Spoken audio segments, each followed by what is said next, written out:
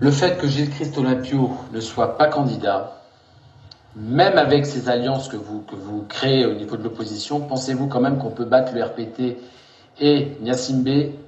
Regardez-moi droit dans les yeux, je dis bien. 2005 fera eu 7%. La violence a été ce qu'on a appelé une variable d'ajustement. C'est Faure et ses amis qui circulent à gauche à droite qu'on ne fait pas des élections sans violence. Et donc moi je considère, si vous ne voulez pas de violence, ne trichez pas. Si vous ne voulez pas de violence, ne cherchez pas à pervertir les résultats. Parce que cette forme de thérapie, donc que vous essayez d'inoculer la population contre la violence, ne marcherait pas si vous trichez. Mais maintenant, allons-y. Comment peut-on passer de 7% à 30, 40, 50 quand de moins fort a le bilan qu'il a? Quoi, c'est sur le nombre de choses de maîtresses ou le nombre d'enfants qu'il a fabriqués, le nombre de voyages à l'étranger, du moins ce qu'on va le juger? C'est par rapport de toute façon à la comment il a cassé la famille, sa propre famille biologique, comme oui, du moins ce qu'on va lui donner le pouvoir. La manière dont il a cassé le RPT, c'est par rapport à ça qu'on va lui donner. La manière dont il a divisé l'armée, il a tout divisé dans le pays.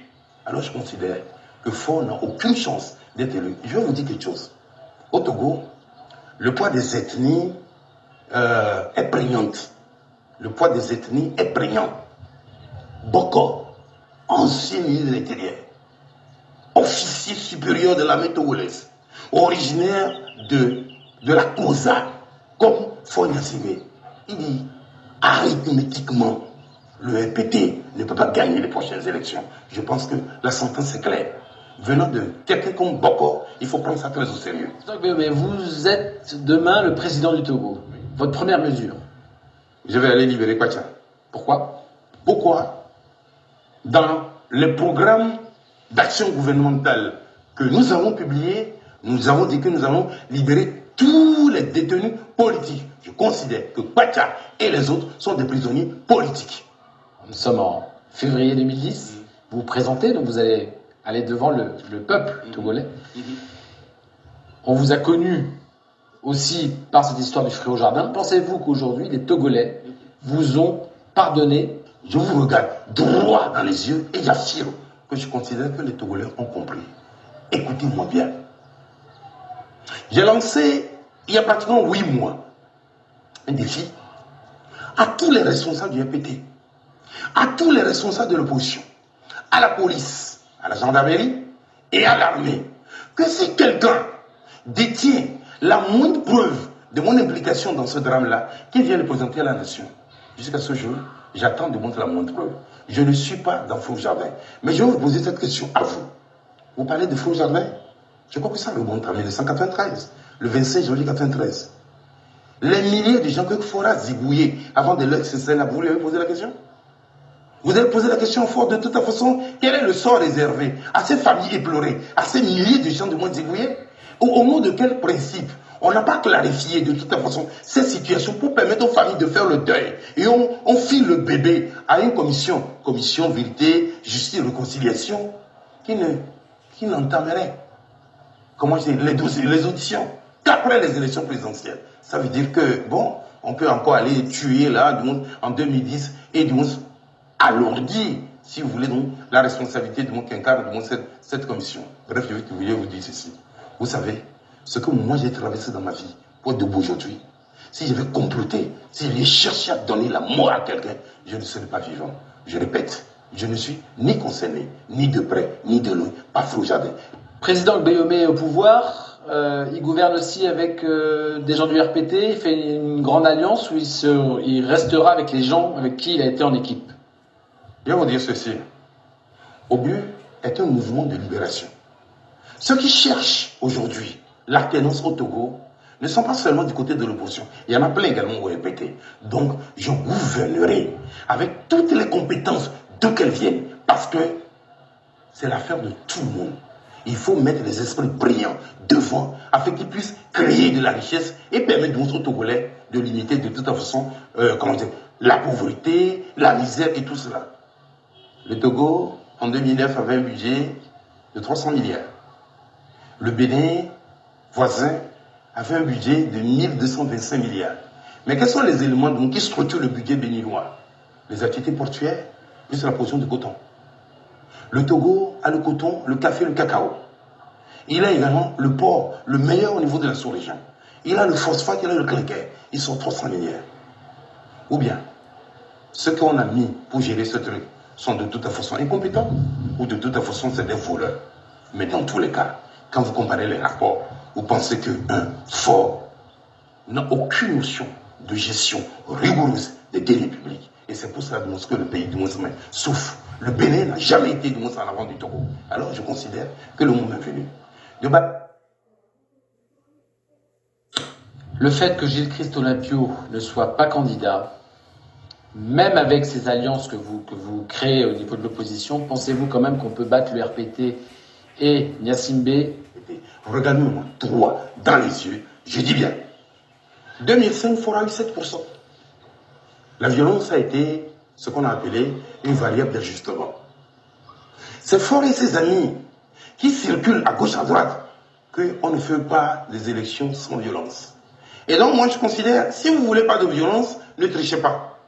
Si vous ne voulez pas de violence, ne cherchez pas à pervertir les résultats. Parce que cette forme de thérapie, donc que vous essayez d'inoculer la population contre la violence, ne marcherait pas si vous trichez.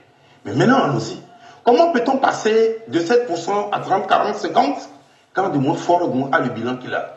Quoi, c'est sur le nombre de choses de maîtresses ou le nombre d'enfants qu'il a fabriqués, le nombre de voyages à l'étranger, du moins ce qu'on va le juger? C'est par rapport de toute façon à la comment il a cassé la famille, sa propre famille biologique, donc oui, du moins ce qu'on va lui donner le pouvoir. La manière dont il a cassé le RPT, c'est par rapport à ça qu'on va lui donner. La manière dont il a divisé l'armée, il a tout divisé dans le pays. Alors je considère que Faure n'a aucune chance d'être élu. Je vais vous dire quelque chose. Au Togo, le poids des ethnies est prégnant. Le poids des ethnies est prégnant. Boko, ancien ministre de l'Intérieur, officier supérieur de l'armée togolaise, originaire de la COSA, comme Faure Gnassingbé, il dit arithmétiquement, le RPT ne peut pas gagner les prochaines élections. Je pense que la sentence est claire. Venant de quelqu'un comme Boko, il faut prendre ça très au sérieux. Mais vous êtes demain le président du Togo. Votre première mesure? Je vais aller libérer Kwacha. Pourquoi? Pourquoi? Dans les programmes d'action gouvernementale que nous avons publiés, nous avons dit que nous allons libérer tous les détenus politiques. Je considère que Kwacha et les autres sont des prisonniers politiques. Nous sommes en février 2010. Vous vous présentez, donc vous allez aller devant le peuple togolais. On vous a connu aussi par cette histoire du fruit au jardin. Pensez-vous qu'aujourd'hui, les Togolais vous ont pardonné? Je vous regarde droit dans les yeux et j'affirme que je considère que les Togolais ont compris. Écoutez-moi bien. J'ai lancé, il y a pratiquement 8 mois, un défi à tous les responsables du RPT, à tous les responsables de l'opposition, à la police, à la gendarmerie et à l'armée, que si quelqu'un détient la moindre preuve de mon implication dans ce drame-là, qu'il vienne le présenter à la nation. Jusqu'à ce jour, j'attends de montrer la moindre preuve. Je ne suis pas dans Fruit au jardin. Mais je vais vous poser cette question à vous. Vous parlez de Fruit au jardin? Je crois que ça remonte en 1993, le 25 janvier 1993. Les milliers de gens que Faure a zigouillés avant de leur cesser là, vous lui avez posé la question? Vous avez posé la question Faure de toute façon, quel est le sort réservé à ces familles éplorées, à ces milliers de gens de moins zigouillés?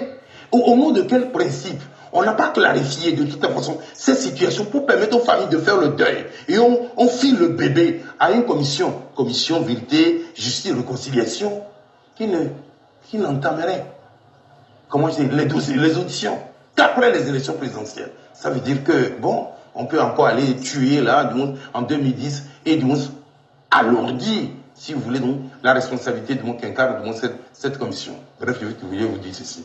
Vous savez, ce que moi j'ai traversé dans ma vie, pour debout aujourd'hui, si j'avais comploté, si j'avais cherché à donner la mort à quelqu'un, je ne serais pas vivant. Je répète, je ne suis ni concerné, ni de près, ni de loin, pas Fruit au jardin. Président Gbeyomé est au pouvoir, il gouverne aussi avec des gens du RPT, il fait une grande alliance où il restera avec les gens avec qui il a été en équipe. Je vais vous dire ceci. Obu est un mouvement de libération. Ceux qui cherchent aujourd'hui l'alternance au Togo ne sont pas seulement du côté de l'opposition. Il y en a plein également au RPT. Donc, je gouvernerai avec toutes les compétences d'où qu'elles viennent. Parce que c'est l'affaire de tout le monde. Il faut mettre les esprits brillants devant afin qu'ils puissent créer de la richesse et permettre aux Togolais de limiter de toute façon la pauvreté, la misère et tout cela. Le Togo, en 2009, avait un budget de 300 milliards. Le Bénin, voisin, avait un budget de 1225 milliards. Mais quels sont les éléments qui structurent le budget béninois? Les activités portuaires, plus la production de coton. Le Togo a le coton, le café, le cacao. Il a également le port, le meilleur au niveau de la sous-région. Il a le phosphate, il a le clinker. Ils sont 300 milliards. Ou bien, ceux qu'on a mis pour gérer ce truc sont de toute façon incompétents ou de toute façon c'est des voleurs. Mais dans tous les cas, quand vous comparez les rapports, vous pensez qu'un fort n'a aucune notion de gestion rigoureuse des deniers publics. Et c'est pour cela que le pays du Moussama souffre. Le Bénin n'a jamais été du Moussama en avant du Togo. Alors je considère que le moment est venu de balayer du monde ceux qui sont incompétents et ceux qui de temps travaillent pour leur propre compte et de faire émerger les gens qui sont compétents et qui ont une feuille de route et qui ont une obligation de résultat à donner. Mais dans tous les cas, nous aurons un gouvernement restreint, mais tous ceux qui auront un poste de responsabilité passeront devant une commission pour prendre la feuille de route et signer la fiche d'engagement.